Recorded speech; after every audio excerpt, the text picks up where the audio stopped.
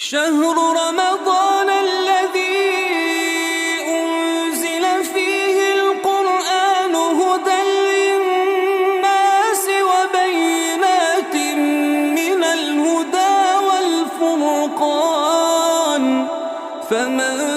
شهد منكم الشهر فليصمه ومن كان مريضا أو على سفر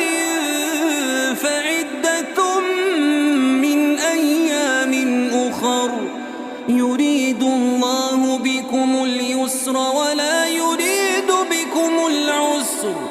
ولتكملوا العدة ولتكبروا الله على ما هداكم ولعلكم تشكرون.